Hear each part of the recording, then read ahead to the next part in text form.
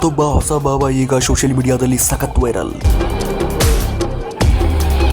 ಭಕ್ತರಿಗೆ ಆಶೀರ್ವಾದ ಮಾಡುವ ರೀತಿ ಮಾತ್ರ ವಿಚಿತ್ರ. ನಾಲಿಗೆ ಚಾಚಿ ಭಕ್ತರನ್ನ ಆಶೀರ್ವದಿಸುತ್ತಿರುವ ದೃಶ್ಯಗಳು ವೈರಲ್ ಆಗಿವೆ.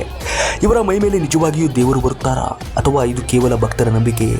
ನಿಜ ಏನು ಅನ್ನೋದು ನಮಗೆ ಗೊತ್ತಿಲ್ಲ. ಆದರೆ ಇಂತಹ ದೃಶ್ಯಗಳು ನೋಡಿದ ತಕ್ಷಣ ಪವಾಡ ಅಂತ ನಂಬುವುದು ಸರಿಯೇ? ದೇಶದಲ್ಲಿ ಸಮಸ್ಯೆಗಳು ಹೆಚ್ಚಾದಂತೆ ಸಮಸ್ಯೆಗಳಿಗೆ ಪರಿಹಾರ ಕೊಡ್ತೀನಿ ಅಂತ ಹೇಳಿಕೊಳ್ಳುವ ಬಾಬಾಗಳ ಸಂಖ್ಯೆಯು ಹೆಚ್ಚಾಗುತ್ತಿದೆ. ಜನರ ನಂಬಿಕೆಯನ್ನು ದುರುಪಯೋಗಪಡಿಸಿಕೊಂಡು ಹಣ ಮಾಡುವವರು ಇದ್ದಾರೆ ಎಂಬ ಆರೋಪಗಳು ಕೇಳಿಬರುತ್ತಿವೆ. ಹೀಗಾಗಿ ಯಾರನ್ನ ಅವಮಾನಿಸುವುದು ನಮ್ಮ ಉದ್ದೇಶವಲ್ಲ, ಆದರೆ ನಂಬಿಕೆಯ ಜೊತೆಗೆ ಪ್ರಶ್ನಿಸುವ ಮನಸ್ಸು ಇರಬೇಕು. ದೇವರ ಹೆಸರಿನಲ್ಲಿ ನಡೆಯುತ್ತಿರುವುದು ನಿಜವಾದ ಭಕ್ತಿಯೇ ಅಥವಾ ಜನರ ನಂಬಿಕೆಯ ಜೊತೆ ನಡೆಯುತ್ತಿರುವ ಆಟವೇ? ಸತ್ಯ ಏನು ಅನ್ನೋದನ್ನು ನೀವೇ ನಿರ್ಧರಿಸಿ, ಆದರೆ ವಿವೇಚನೆಯನ್ನು ಮಾತ್ರ ಕಳೆದುಕೊಳ್ಳಬೇಡಿ.